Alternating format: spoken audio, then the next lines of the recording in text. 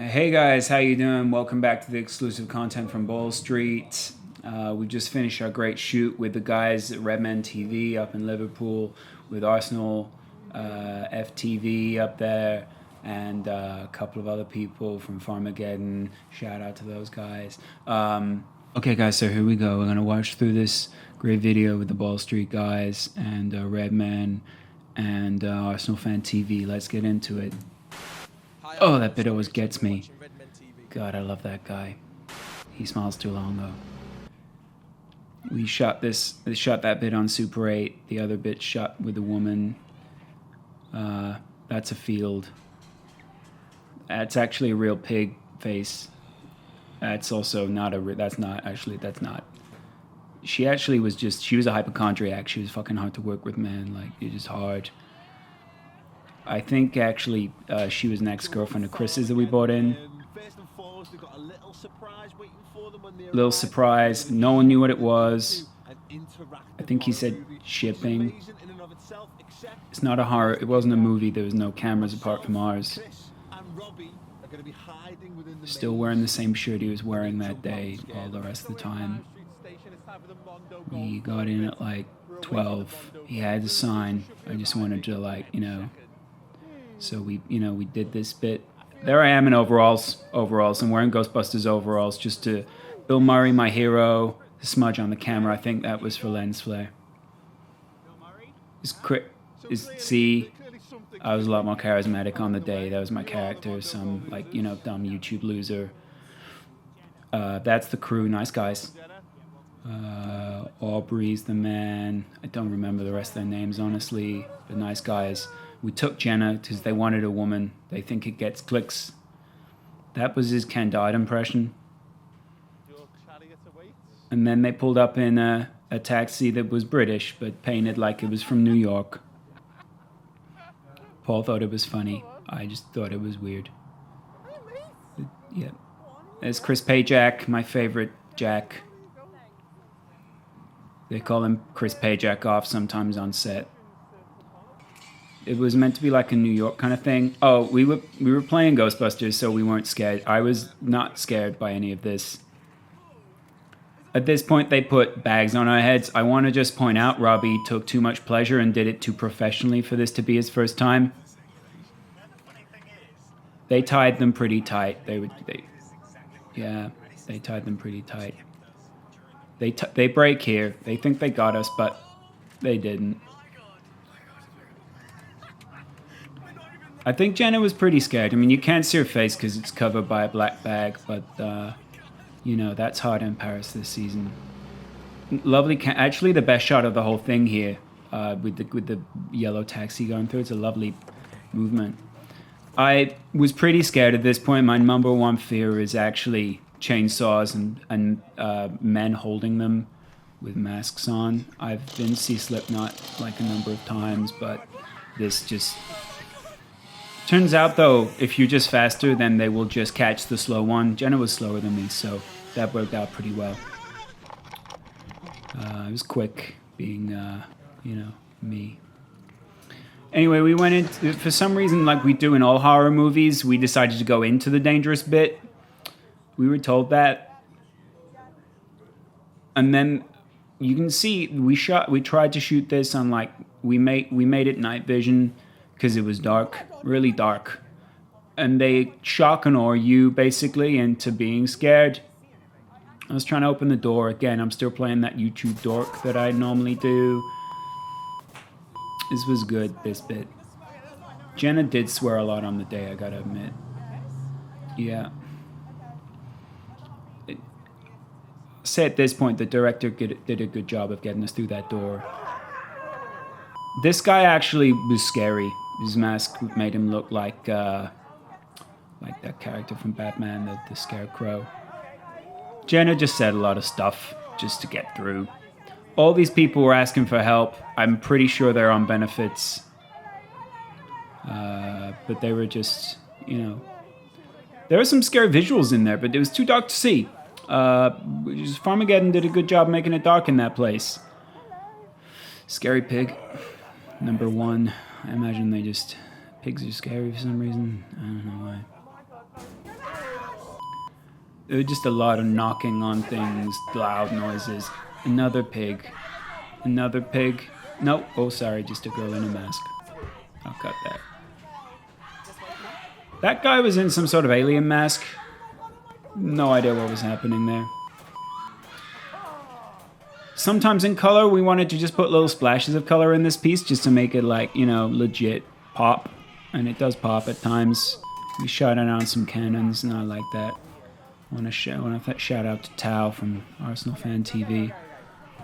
I was very trying to reassure from a character perspective at this point, but go over and see the full thing. You'll hear some of the shit I say. The corridors were not that narrow. They looked pretty wide. They're like, you know, normal corridors. I mean, the legit problem we might actually have here is that, you know, you're watching this for football, and there's no football in this. So I think of the fixtures this weekend is going to have to be Spurs-Liverpool because Klopp's in and Spurs are on a good run of form, but then also Everton, Manchester United, they look good. Ghostbusters' uniform looks pretty good. This guy was big and he had tusks and a knife. I'd be scared. I mean, you walk in thinking this isn't going to be very scary. Turns out it is. This guy is Robbie from Arsenal Fan TV. He's scary without the mask, but this is actually pretty... I'm going to drop the accent now. I got through as fast as possible. This has been cut down to make me look scared. I was good at acting. Deserve an Academy Award. You see Fearless pulling back of the curtain there and straight into that pig guy.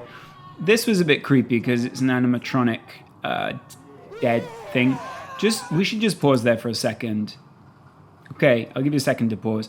That face is scary. The scary thing is the girl is actually legitimately shouting, "He took my eyes." That is just scary. Okay? Anyone who's taken your eyes is scary. And at this point, you're kind of disoriented, thinking you're in a dream. Just play again. Poor girl. I took a second to look back. It's a very tight angle of Jenna's face. And there were loud noises again. And another one. I like this point where we actually see Chris eating one of the props there. The girl behind me, when Chris scared me, I went into the girl. I want to wipe that smile off of his face. He said he wanted to wipe the smile off my face. You see it's still upended, so it's still a smile. Technically. I was, you know, just trying to rationalize things. He was an ugly man. This girl was just having dinner, I think, and actually would just happen to be on set. You see the director there. He was very hands-on, Spike Jonze style. I like that. It's funny when zombies wear glasses. It means they at one point had the NHS but don't anymore. Anyway, we start to go down the corridor, and I saw holes on that side, so I decided to just sort of not let those arms come out the holes. See, if you shout loud enough, wait for it.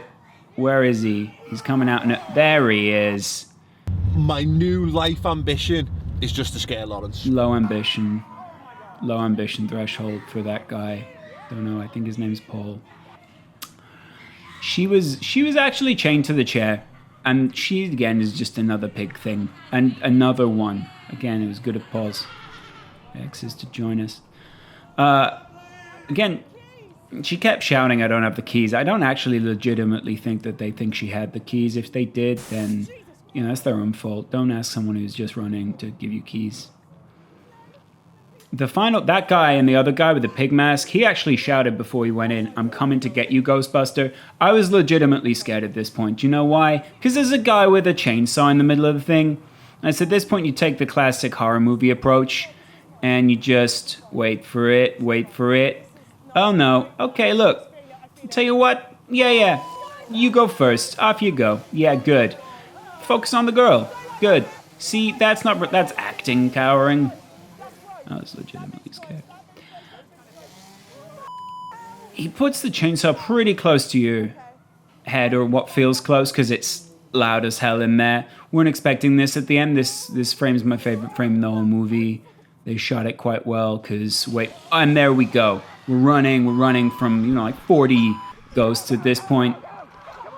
A lot of ghosts and demons and stuff, and they're all covered in blood.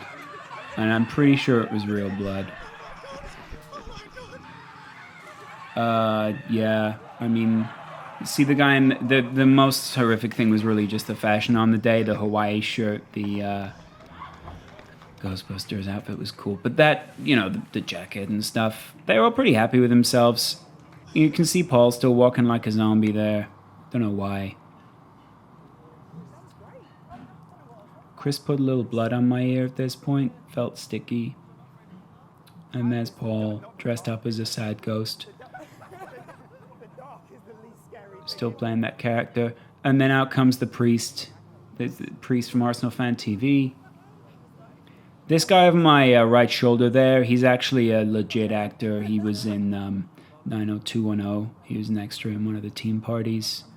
And he didn't actually require any makeup. The weirdest thing was going home with the blood on my overalls for the Ghostbusters. People just look, you know, especially when you take them off on the tube and claim you're going to burn them in front of everyone. Forfeit was done at this point.